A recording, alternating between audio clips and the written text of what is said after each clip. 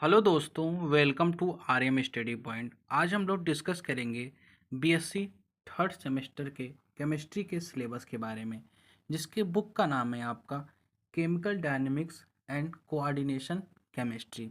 इसमें हम लोग पढ़ेंगे कि आपके पेपर के लिए इम्पोर्टेंट चैप्टर कौन कौन से हो सकते हैं, जिसको आप करके 60 से 75 नंबर तक आप ला सकते हैं। उनके बारे में आज हम डिस्कस करेंगे। केवल आप उन्हीं चैप्टरों को पढ़कर बहुत अच्छे मार्क गेन कर सकते हैं। चलिए स्टार्ट करते हैं। इसमें जो आपका पहला टॉपिक है, यानी कि पहला चैप्टर है, उसका नाम है केमिकल काइनेटिक्स। केमिकल काइनेटिक्स आपके पेपर के लिए सबसे इम्पोर्टेंट टॉपिक है, यानी कि चैप्टर है। ये चैप्टर आप पढ़ के आराम से 20 से 25 नंबर गेन कर सकते हैं, तो इस चैप्टर को आप नहीं छोड़िएगा, ठीक है। दूसरा चैप्टर है आपका, जिसका नाम है केमिकल इक्विलिब्रियम। केमिकल इक्विलिब्रियम उतना ही इम्पोर्टेंट टॉपिक है, ठीक है। और फेज इक्विलिब्रियम, ये जो तीनों चैप्टर हैं स्टार्टिंग के, ये सबसे ज़्यादा इम्पोर्टेंट चैप्टर हैं आपके पेपर के लिए, क्योंकि इन्हीं में से क्वेश्चन आएंगे आपके पेपर में। सबसे ज़्यादा वेटेज इन्हीं तीनों टॉपिकों का रहेगा आपके पेपर में, तो आप मान के चलिए इन्हीं तीन टॉपिकों को आप बहुत अच्छे से तैयार करिए। चौथा चैप्टर है आपके पेपर के लिए, बोल रहा है काइनेटिक थ्योरी ऑफ गैसेस। ये भी चैप्टर बहुत ज़्यादा इंपॉर्टेंट है, लेकिन इसमें से कुछ सिलेक्टेड टॉपिक इंपॉर्टेंट है, जैसे van der Waals equation of state. ये बहुत ज़्यादा इम्पोर्टेंट आपके लिए क्वेश्चन हो सकता है आपके पेपर के लिए, जैसे Maxwell distribution of molecular velocities. ये भी बहुत ज़्यादा इंपॉर्टेंट है। इसमें कुछ सिलेक्टेड टॉपिक हैं जो आपके पेपर के लिए बहुत ज़्यादा इंपॉर्टेंट है। ये सारे चैप्टर, ये पूरे का पूरा चैप्टर इंपॉर्टेंट नहीं है, इसमें से सिलेक्टेड टॉपिक हैं, ठीक है। तो इसको भी अच्छे से पढ़िएगा, लेकिन इसमें से सिलेक्टेड टॉपिक पढ़िएगा कि कौन कौन से सिलेक्टेड टॉपिक आपके पेपर के लिए इंपॉर्टेंट हो सकते हैं।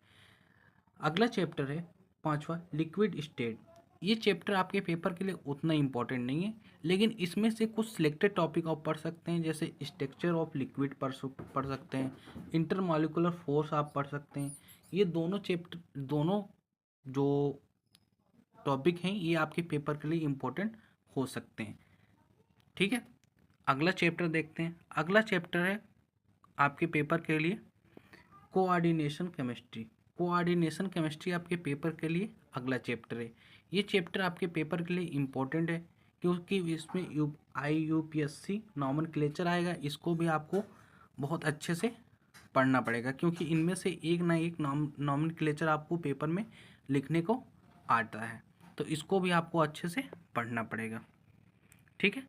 अगला टॉपिक है आपके पेपर के लिए theories of coordination chemistry theory. ये चैप्टर आपके पेपर के लिए इम्पोर्टेंट है, क्योंकि इसमें से बहुत सारे चीज़ हैं जो आपके पेपर में पूछा जा सकता है, तो इसलिए इसको भी आप बहुत अच्छे से तैयार कर लीजिएगा। शुरू के 3 चैप्टर और ये चैप्टर, इसको आप पूरे अच्छे से पढ़ना है, कि इनमें से कोई भी क्वेश्चन आए तो आपके पेपर में छूट ना पाए। तो इन दोनों को बहुत आप अच्छे से पढ़िएगा। अगला चैप्टर है, यानी कि लास्टवा चैप्टर है, जिसका नाम है ऑर्गेनिक स्पेक्ट्रोस्कोपी एंड मैग्नेटिज्म। ये भी चैप्टर आपके पेपर के लिए इम्पोर्टेंट है, लेकिन इसमें से कुछ सिलेक्टेड टॉपिक इम्पोर्टेंट है, जैसे टाइप ऑफ इलेक्ट्रॉनिक ट्रांजिशन। ये बहुत ज़्यादा इम्पोर्टेंट है। Selection rule of D transition, ये भी इम्पोर्टेंट है।